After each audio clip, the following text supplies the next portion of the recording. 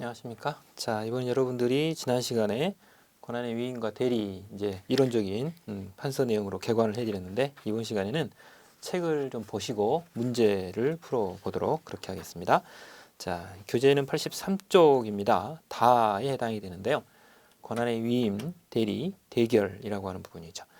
자, 쌍가루 1번을 보면 권한의 위임이라고 하는 부분이 들어있습니다. 자, 의의를 보면 경찰관청이 권한의 일부를 다른 기관에 이전하여 그 수임기관의 권한으로 그 수임기관이 자기의 명의와 책임하에 행사하도록 하는 것이라고 되어 있습니다. 여기서 이제 중요한 것은 실제로 관청과 관청과의 문제에서 주로 다루어진다라고 하는 부분이죠.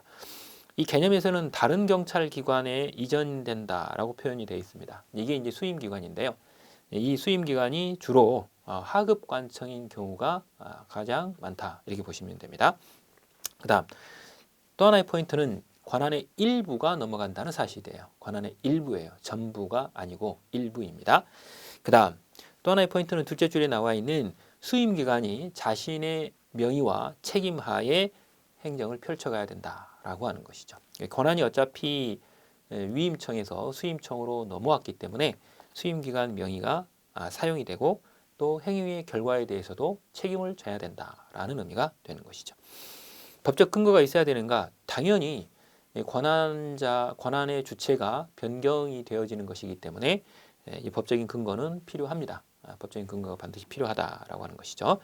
그 다음 효과를 보시게 되면 위임으로 권한의 귀속이 변경되어 그랬습니다. 아주 핵심적인 단어가 들어있어요. 뭐죠? 권한의 이 귀속이다. 권한의 귀속이 변경되었다라고 하는 거예요. 즉 권한자가 바뀌었다라는 부분이죠.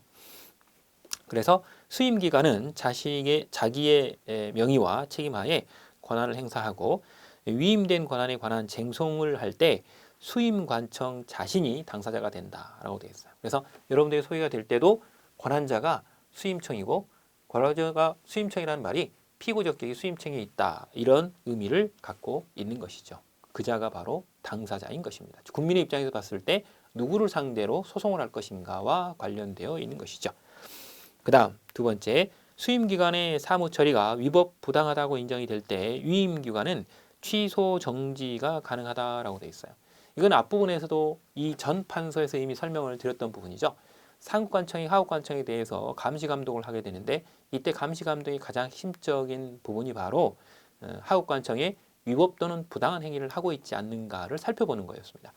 이랬을 때 하급관청이 위법 또는 부당한 행위를 하게 되면 그 부분에 대해서 상급관청이 취소 정지를 시킬 수 있는 권한을 갖고 있는 것이죠. 그게 이제 행정권한의 위임 및 위탁에 관한 규정에서도 나와 있다라고 보는 겁니다.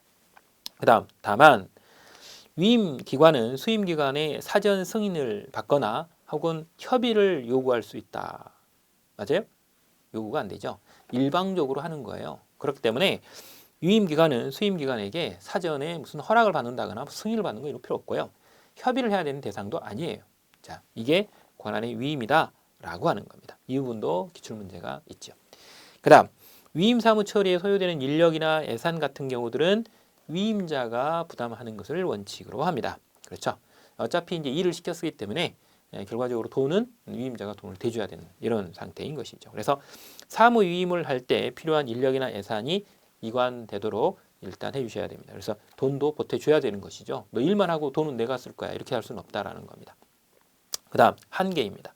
권한의 일부에 대해서만 가능하다. 그리고 전부는 안 될 뿐만 아니라 중요 본질적인 부분은 위임을 못 해준다 이렇게 말씀을 드렸죠.